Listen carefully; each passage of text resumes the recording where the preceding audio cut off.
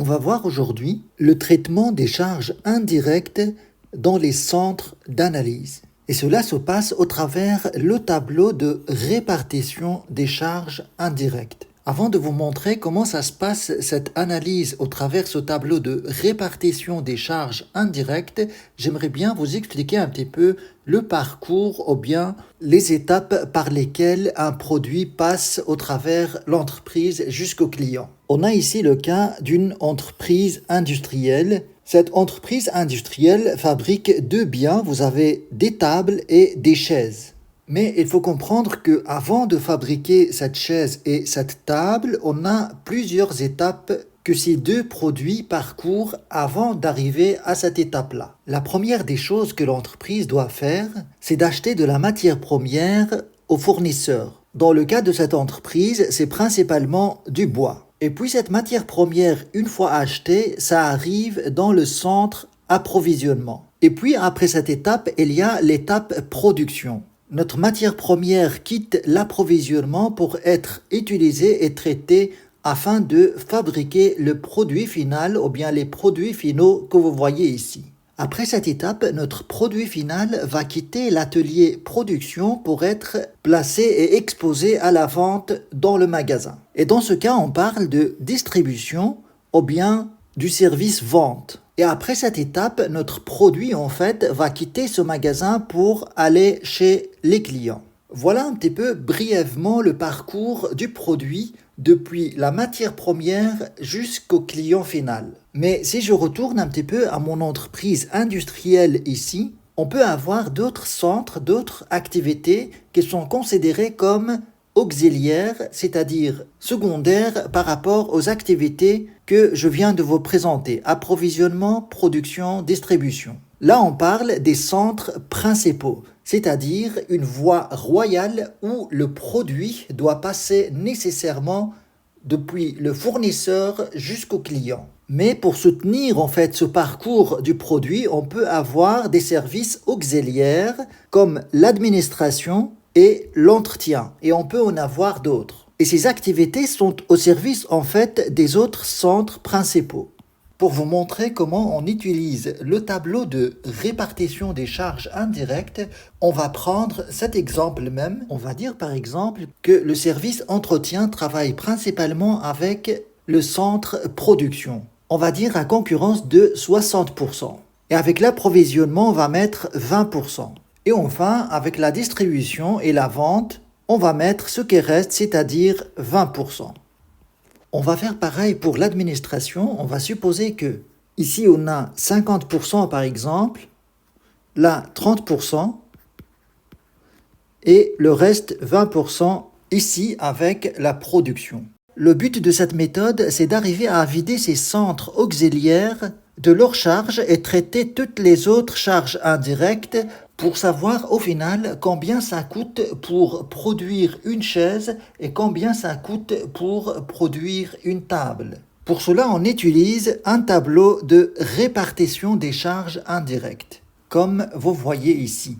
Chaque colonne ici représente un centre. Dans les deux premières colonnes, on met les centres auxiliaires, vous avez l'entretien et l'administration. Et dans les trois dernières colonnes, vous avez les centres principaux. Approvisionnement, c'est l'achat, production, distribution. Alors dans cette première ligne, on a notre répartition primaire. Tous ces chiffres-là que vous voyez ici, ça représente des charges indirectes que l'entreprise répartit sur l'ensemble des centres d'analyse en fonction de ses propres critères de répartition. La première démarche de cette méthode, c'est d'effectuer une répartition secondaire, c'est-à-dire vider les centres auxiliaires de leurs charges pour les intégrer dans les centres principaux. En fonction de ces pourcentages que vous voyez ici, qui représentent en fait des estimations du degré de travail des centres auxiliaires avec les centres principaux. On peut dire par exemple ici que 20% du travail effectué dans le centre entretien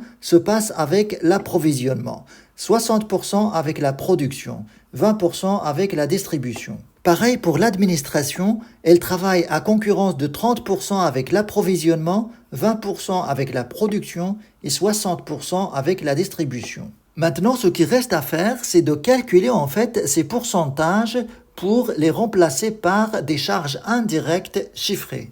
20% de 10 200, ça fait 2040. On va avoir la même chose ici, 2040. Et 60% de 10 200, ça fait 6120. On fait pareil pour l'administration. On va calculer 30% de 13 000 et 20% de 13 000, 60% de 13 000. Et on remplace les pourcentages. Ce qui va donner les chiffres suivants. Et l'étape d'après, c'est de calculer le total ici des charges indirectes. Là, on va avoir 0 et là 0, puisque ces charges-là, on les a réduites et on les a ajoutées ici. Pareil pour 13 000, se trouve ici. 15 200 plus 2040 plus 3 900, ça fait 19 100. Là, vous avez 27 600. Et là, vous devez avoir 61 500. Une fois qu'on arrive à cette étape-là, ce qui reste à faire, c'est d'identifier l'unité d'œuvre de chaque centre étudié. Pour l'approvisionnement, on a la quantité achetée de matières premières. Pour la production, on a les heures de la main-d'œuvre directe. Et la distribution, on a la quantité vendue. Alors là, dans ce tableau, il manque des données parce que ces unités d'œuvre, on doit les savoir. Ça provient de l'activité réelle de l'entreprise. On va supposer par exemple qu'ici on a 2000 kg et là on a 150 heures de travail. Et au final là on a 500 unités vendues. Il manque aussi la ligne la plus importante, c'est le coût de l'unité d'œuvre. Comment on peut calculer ce coût de l'unité d'œuvre ? Il s'agit en fait d'évaluer combien de charges indirectes par rapport à une seule unité d'œuvre. Là, on a 2000 kg.